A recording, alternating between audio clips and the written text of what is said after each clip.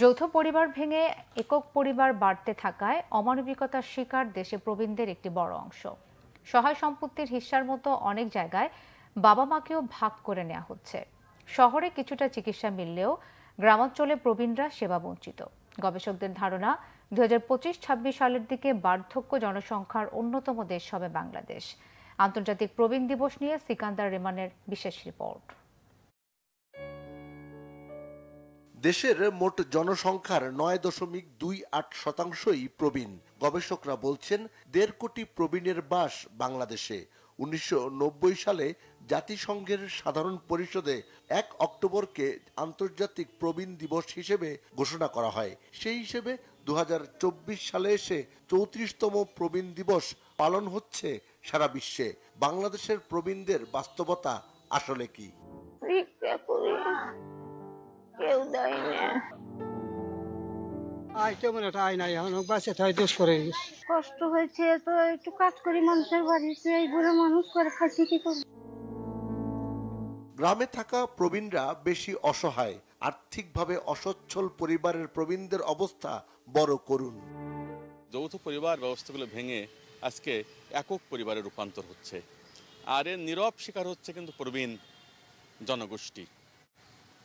আপনি দেখবেন যে আমাদের দেশে আজকে প্রায় প্রবীণ 1.5 কোটি প্রবীণ, এবং যা আমাদের মোট জনসংখ্যার 9.28%।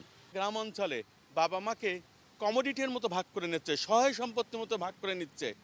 এক ছেলের দিকে 2 মাস, এক ছেলের দিকে 3 মাস, এভাবে তারা বাবা মাকে ভাগ করে নিচ্ছে। কাজেই আজকে গ্রাম থেকে শহর অঞ্চলে হয়তো কিছু মানুষ প্রবীণ সেবা পাচ্ছে, বিভিন্ন হাসপাতালে যে সেবা নিতে পারছে, কিন্তু আজকে গ্রামে দেখেন 75% মানুষ গ্রামে বসবাস করে প্রবীণ। তারা গ্রামে তাদের কি স্বাস্থ্যসেবা আছে? বয়স্ক ভাতা নিয়ে অনেক ক্ষেত্রেই অনিশ্চয়তা, দুর্ভোগ, কষ্ট, ভোগান্তি প্রবীণদের নিত্যসঙ্গী। কষ্ট হচ্ছে খুবই, মানে ওইটা দিয়ে ওষুধ বিশুদ্ধ খাতাম, তেল সাবান কিনতাম, পায়সানের ছিললে কিনতাম, কাপড় চোপড় করতাম, তো ওইটা তো আর পাচ্ছি না। কষ্টের পুরেই চলছি, আশা করে আছি আবার পালে পারে তখন অসুখ বিসুখ দেখাতে হবে। আমার এমনি মরণকালে আমি কি চাই, 2টা ভাত বরাতে যদি নেহে আমরা তো খাবো, না নেহে না খাবো। সরকারের কাছে দাবি, বয়স হচ্ছে 96 বছর বয়স, আমি চলাফেরা করতে পারি, সেই সুযোগটা আমার দিতেই হবে। অসুখ বিসুখ হলে দেওয়া আছে, ছেলে টুকটাক কাজ করে, আমি শাকসবজি বিক্রি করি, তাইতে সংসার চলে খুব কষ্টে। কোনো জমি জমা নেই আমাদের, কোনো জমি জমা নেই, পরের জমি জমা হারি করে খাই। সরকারের কাছে আমি যাতে বাঁচিয়ে থাকতে পারি সেই দাবি, আর কিছু না। প্রবীণদের পরিচর্যায় দীর্ঘমেয়াদী পরিকল্পনার অভাব এবং বেসরকারি সংস্থাগুলোর এ নিয়ে অনীহা দেখছেন এই গবেষক। প্রবীণদের ক্ষেত্রে কিন্তু লং টার্ম কেয়ার এবং প্যালিয়েটিভ কেয়ারটা খুব দরকার। আমাদের দেশে কি লং টার্ম কেয়ার এবং প্যালিয়েটিভ কেয়ার সেইভাবে গড়ে উঠেছে? নো।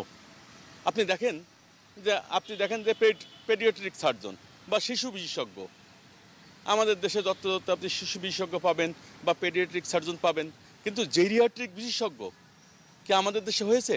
আর দেখবেন যে এনজিওগুলো তারা প্রবীণদের নিয়ে কাজ করতে চায় না। কেন? এখান থেকে কোনো রিটার্ন আসার সম্ভাবনা নেই।